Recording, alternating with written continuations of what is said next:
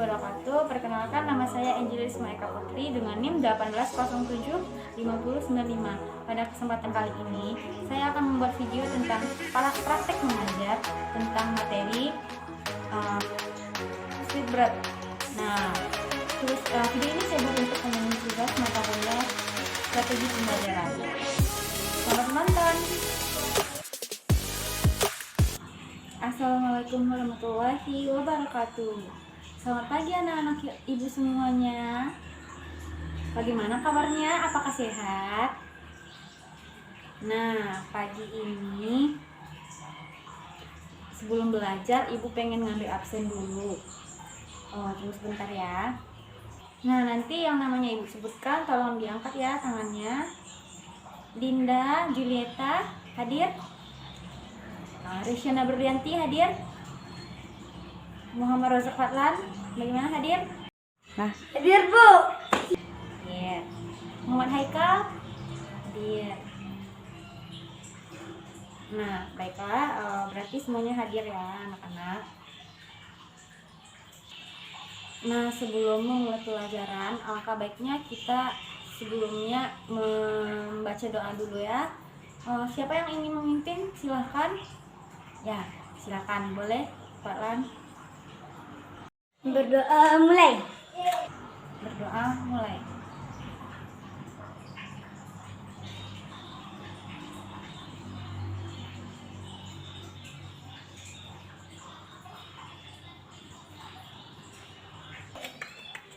Selesai. Ya, selesai. Nah, terima kasih kepada Fatlan sudah memimpin doa. Ibu pengen sebelum belajar kursi-kursinya dirapikan dulu biar nanti kita belajarnya nyaman dan senang. Ya, silakan dirapikan dulu. Ya, geser ke tepi sedikit.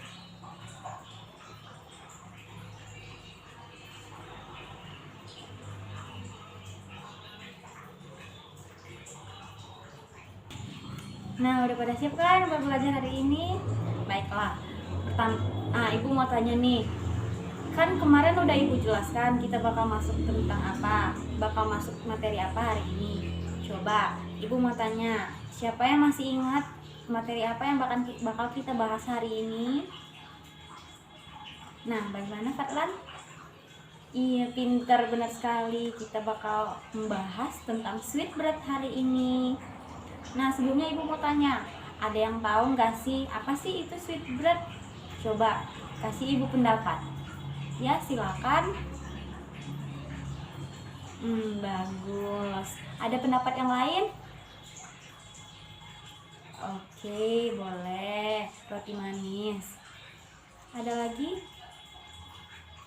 Nah, benar. Jadi ibu bakal ngasih tahu dulu secara umum roti manis atau roti Sweetbread itu apa. Roti manis ini adalah roti yang memiliki cita rasa yang manis, teksturnya empuk, terus bentuk dan isinya juga bervariasi. Selain rasanya yang manis, roti manis ini dibuat dengan berbagai bentuk yang menarik, sehingga masyarakat banyak yang menyukainya. Itu pengertian menurut Fitria pada tahun 2013. Nah, sebelum kita memulai pembelajaran hari ini, ibu bakal jelasin dulu apa tujuan pembelajaran kita hari ini. Jadi tujuan pembelajaran kita pada pertemuan hari ini, yang pertama, menjelaskan pengertian roti Sweetbread dengan baik secara mandiri.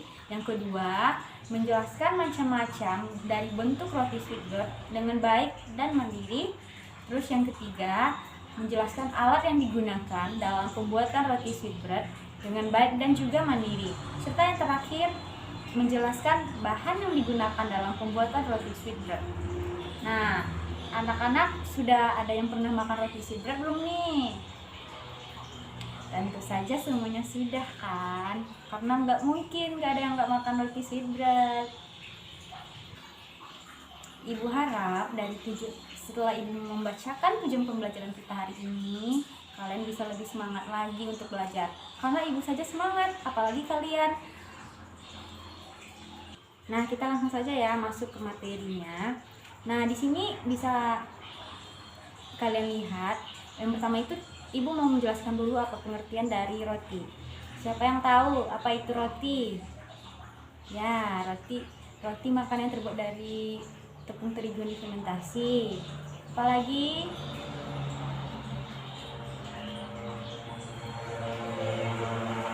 Nah, baiklah.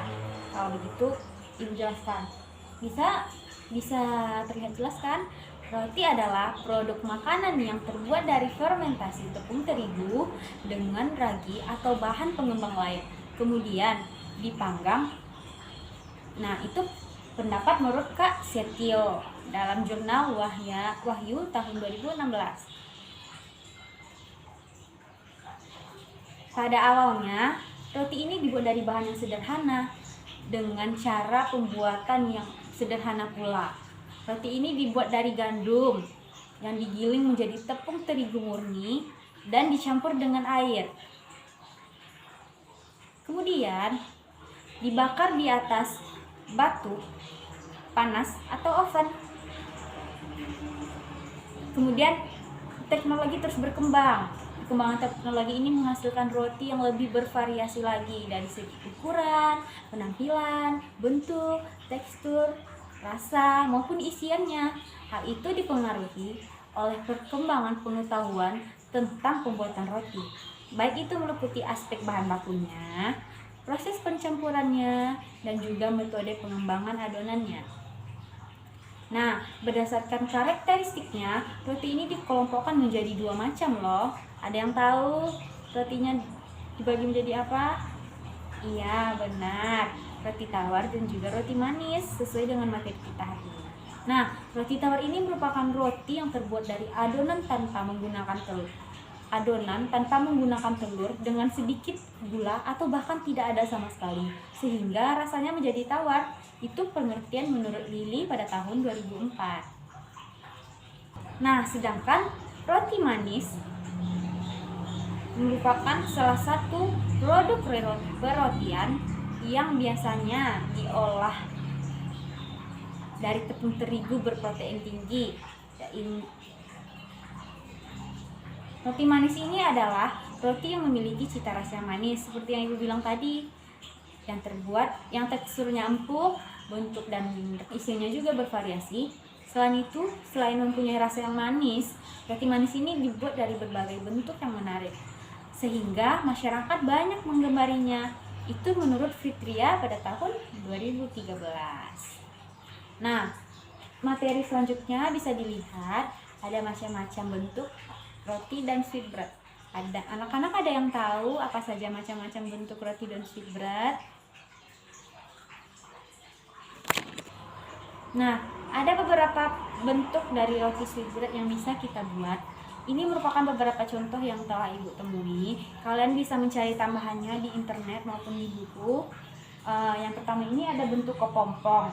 Nah, bisa kalian lihat di sini.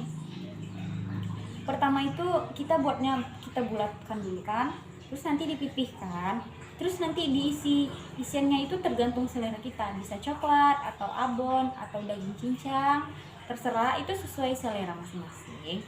Kemudian digulung setengah, dan setengahnya lagi itu nanti dipotong, diiris-iris gitu, tetapi tidak sampai putus ya, baru digulung lagi. Bisa lihat di sini kan? Nah, benar. Nah, roti yang kedua, ada roti berbentuk ikan. Ya, bentuknya itu kayak ikan, padahal dari roti. Bisa kalian lihat di sini contoh pembuatannya. Bisa dipahami dulu. Nah, jika sudah, Ibu akan lanjut ke yang ketiga. Nah, yang ketiga ini berbentuk jalinan. Anak-anak Ibu mungkin pasti umumnya bisa bikin ini, soalnya nanti kita bagi 3 dulu rotinya. Kemudian boleh kalau mau isian sosis, diisi sosisnya, kemudian dijalin seperti menjalin rambut kayak biasa, baru nanti dipanggang.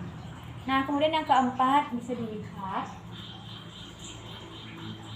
roti berbentuk bunga mawar. Ini pertamanya kita bulatin dulu, terus nanti kita bagi 4. Nah, boleh diperhatikan gambarnya.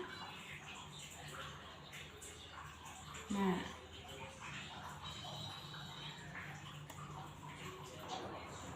apakah anak-anak ibu sudah paham tentang materi dari macam-macam bentuk variasi dari roti manis ini? Jika sudah, ibu pengen kalian nyari lebih banyak lagi bentuk dari variasi roti manis ini, karena bentuknya nggak cuma itu saja, banyak sekali contoh-contoh yang dapat kalian cari di internet dan kalian praktekkan juga. Nah, sekarang ibu bakal membahas tentang alat pembuatan dari roti sweetbread. Apa aja yang bisa kita gunain? Coba ibu pengen tahu dulu pendapat dari kalian. Ya, timbangan, apalagi mixing, iya boleh. Gas ukur juga boleh, benar. Kom adonan, iya. Penggiling, iya boleh. Nah, betul, semuanya betul kita gunain dalam pembuatan sweetbread ini, karena umumnya alat yang digunakan untuk pembuatan sweetbread ini juga sama digunakan untuk pembuatan roti-roti lainnya, karena sama saja semuanya pembuatan roti itu. Nah, yang pertama itu ibu bakal jelasin itu timbangan. Timbangan ini sangat kita perlukan karena sangat membantu untuk mengukur berat tepung, gula, atau bahan-bahan lainnya. Jadi kita tidak salah takaran dalam membuat nanti adonannya. Yang kedua ada kom adonan. Nah, kom adonan ini apa? Mangkuk, iya benar. Mangkuk ini terdapat dalam berbagai ukuran. Banyak ukurannya, seperti kaca. Bahannya juga banyak itu, dari kaca juga bisa, porselon, stainless steel, plastik. Kom ini banyak manfaatnya. Digunakan untuk mencampur bahan. Bahan yang terbuat dari baja tidak dapat digunakan. Jadi kom yang dari baja jangan digunakan karena baja ini dapat bereaksi langsung dengan ragi. Sebaiknya digunakan yang plastik aja, atau stainless steel juga boleh, atau kaca. Mangkuk dalam pembuatan roti ini digunakan untuk tempat pembuatan bahan. Pokoknya dia tempat mengaduk bahan, mencampur bahan. Jadi penting untuk ada. Nah, yang ketiga yang kita perlukan adalah gelas ukur. Gelas ukur ini berfungsi untuk mengukur bahan kering dan cairan juga bisa dalam jumlah lebih besar. Tersedia berbagai ukuran dan jenis bahan ukuran ini seperti biasanya terbuat dari stainless steel, gelas, dan juga plastik. Nah, selanjutnya ada dough cutter atau scraper. Dough cutter ini biasanya untuk mengeruk, memotong, membersihkan sisa adonan padat ataupun makanan yang tertinggal pada permukaan datar seperti meja, nampan, loyang, dan juga pada mangkuk. Bentuknya itu biasanya pipih, panjang, terbuat dari bahan sintetis yang lentur, juga tersedia dari bahan stainless steel. Scraper ini bisa ditemukan dalam berbagai bentuk seperti bergigi, siku, lancip, dan tumpul juga. Nah, selanjutnya itu ada strainer atau saringan. Ya, bahasa kitanya saringan, bahasa gaulnya strainer. Alat bulat berbentuk cawan yang terbuat dari kasa atau logam berlubang dengan pegangan di satu sisi. Digunakan untuk memisahkan padatan dari cairan, seperti misalnya menyaring buah dari jus. Tapi kalau di dalam pembuatan roti, biasanya saringan ini kita gunakan untuk menyaring terigu dulu. Karena sebaiknya terigu itu sebelum kita praktek, terigu itu kita saring dulu, atau kayak coklat bubuk juga disaring.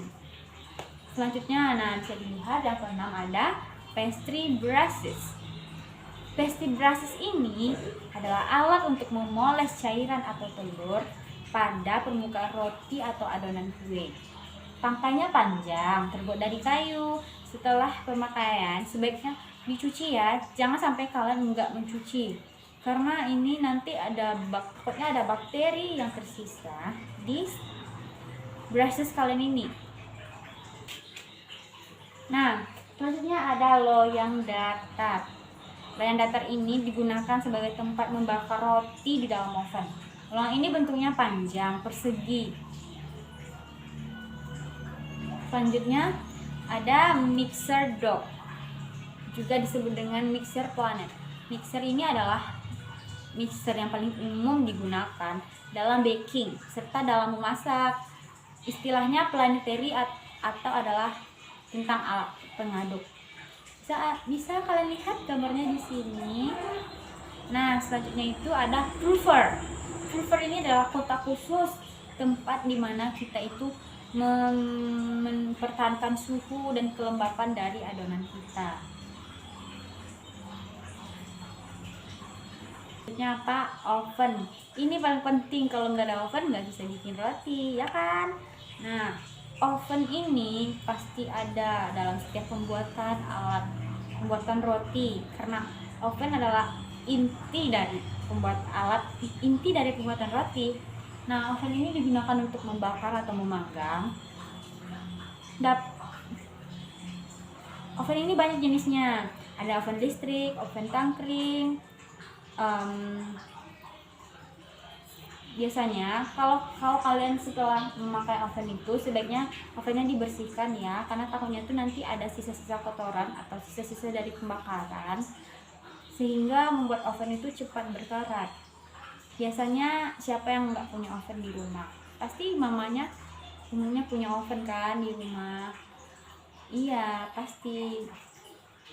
Nah, sekarang anak-anak ibu sudah paham, sudah ibu jelaskan apa saja alat-alat yang digunakan dalam pembuatan roti sweetbread. Sekarang ibu pengen tanya, coba tolong jelaskan lagi apa saja alat yang digunakan dalam pembuatan roti sweetbread. Ibu yakin pasti ada yang sudah lupa dan ada yang masih ingat. Jadi siapa yang masih ingat, coba jelaskan ke ibu. Ya, silakan Indonesia. Coba sebutin ya, sebutin aja apa aja. Timbangan. Iya. Oven. Iya, pintar sekali. Benar. Masih ingat, temannya masih ingat. Masih ada lagi enggak yang ingat? Ya, apes dulu ya buat Resya karena sudah bisa menjelaskan apa saja itu alat-alat yang digunakan dalam pembuatan roti sweetbread. Nah, ibu pengen masuk ke materi yang selanjutnya. Ada yang tahu? Apa tadi dari tujuan pembelajaran kita yang terakhir? Iya, bahan-bahan pembuatan roti sweetbread atau roti manis. Sekarang ibu pengen ngejelasin dulu apa bahan-bahannya, apa alat yang digunakan, apa pengertiannya. Karena minggu depan kita bakal mempraktekkannya. Jadi ibu jelaskan dulu apa saja yang dibutuhkan sehingga kalian paham dan mengerti apa yang harus kita buat untuk minggu selanjutnya. Nah, bahan yang pertama itu apalagi kalau bukan tepung. Tepung ini adalah bahan utama dari pembuatan roti, bener kan? Kalau nggak ada tepung nggak bisa buat roti. Nah, ibu menjelaskan dulu. Tepung terigu merupakan bahan utama untuk membuat roti yang berasal dari biji gandum. Nah, dari pengolahan biji gandum ini dihasilkan dua jenis tepung terigu, yaitu tepung terigu putih dan tepung terigu whole wheat atau gandum utuh.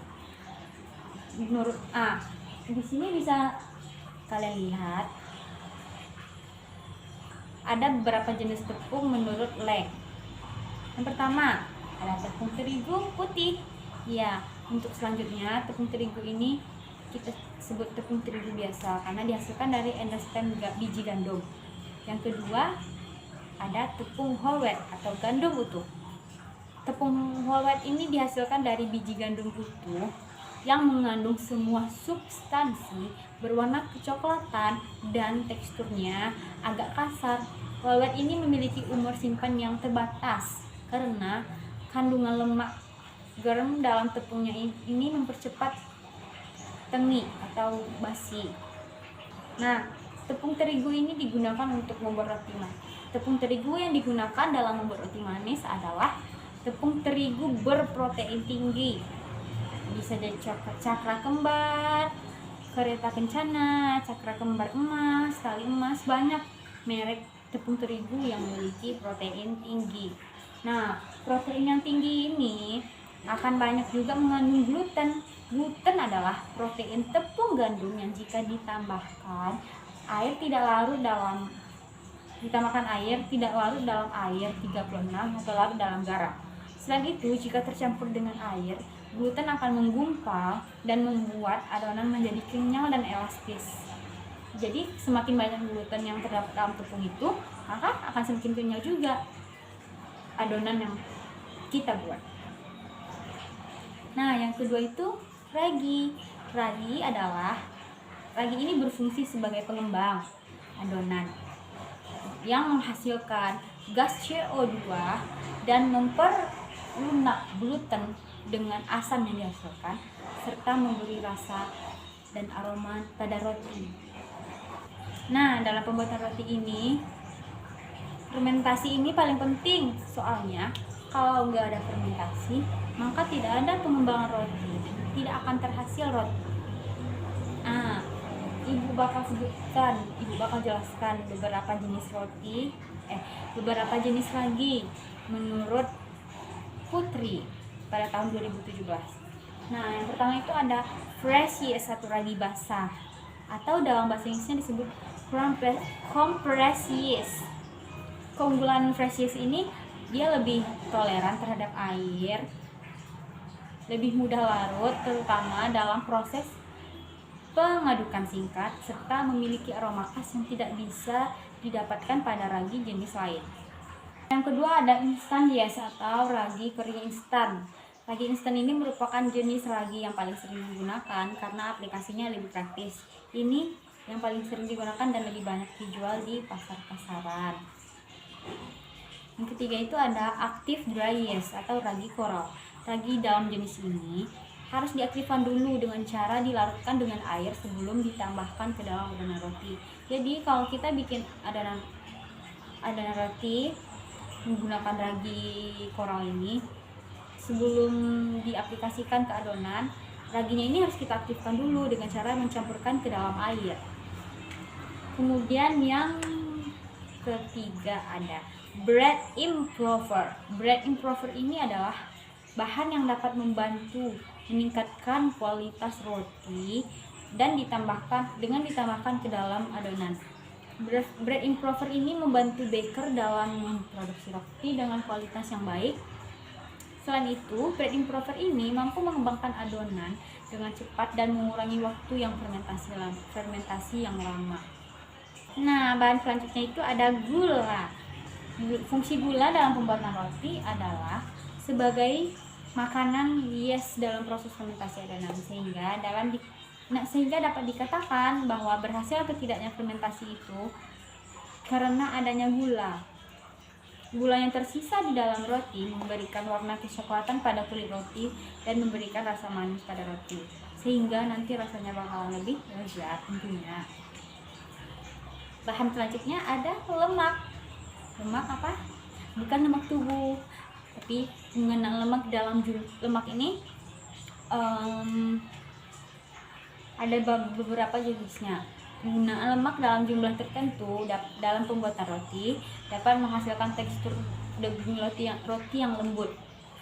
Kandungan lemak yang tinggi menghasilkan kulit yang sangat lembut dan memiliki efek shortening pada daging roti.